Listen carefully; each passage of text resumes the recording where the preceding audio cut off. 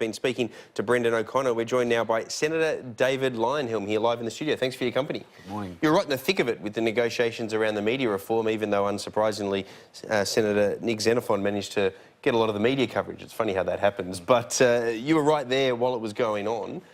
What about this deal for $60 million in some slush fund getting hurled at regional media in some form or another? And as I understand it from what Senator Xenophon has said, I mean, as much as you might have an issue with it per se, it also doesn't even go into journalistic jobs. It goes into equipment. Well, there's three components to it. And yes, I was in the middle of that towards the end. So he'd been negotiating with Mitch Fifield. I'm surprised you tolerated that, I guess is my question. Yeah, well, I had to hold my nose. It was $60 million over 2 years. It had been the result of an outcome of fairly tortuous negotiation between Nick Xenophon and the Minister, Mitch Fifield.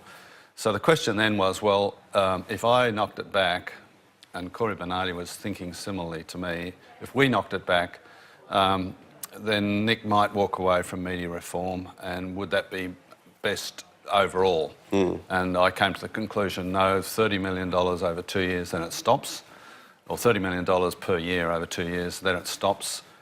You know, undesirable. As I said, I had to hold my nose, but in the end I thought, well, I can't let my distaste for that stand in the way of media reform.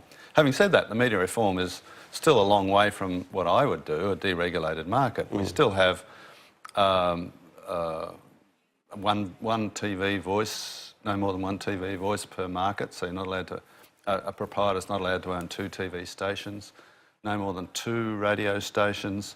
There are various other, there's got to be a minimum of 5 voices, I think, in cities, and 4 voices in a lot of red tape. Regional areas. Yeah, it's a heavily regulated market. But it was a step in the right direction. It was worthwhile. And I thought... Do you think it'll make reforms easier next time? I mean, if you're going to tweak it, or will this always be the hot-button issue that it was this time? Because Howard tweaked it, of course. Yes. No, I don't think it'll get any easier. The only difference is the media landscape will probably change because of Netflix and Facebook and Apple and all those sorts of things. A lot of the pressure, you know, for the sort of things that Nick was talking about, which is scholarships, studentships and this innovation fund, that's what the money's going to go for. That similar sort of pressure was coming from the National Party. They wanted regional media so that they could get their voices out there and talk to their constituents. And so it wasn't just Nick, and it wasn't just the Labor Party or the Greens arguing about big media. So no, I don't think it'll ever get easy until circumstances, the market changes enough so they say, OK, I give up. I can't do it anymore, it's a global market now. Now, what's your view about the arrangement that the government entered into with One Nation about the ABC? You know, all these particular provisions about the ABC which have generated a lot of heat. What's your view on that? I don't have any big problems with them. The one about publishing their salaries, I think is a good thing. It's publicly funded. Public companies that aren't even publicly funded have to disclose their senior executive salaries. But do you think that's good, though? I mean, I think that it drives up salaries, this sort of disclosure. There is an argument for that, but we're talking about public money here and transparency about public money. Just as I think the salaries of senior public servants and publicly owned businesses should be published. It's good for the public to know where their money is going.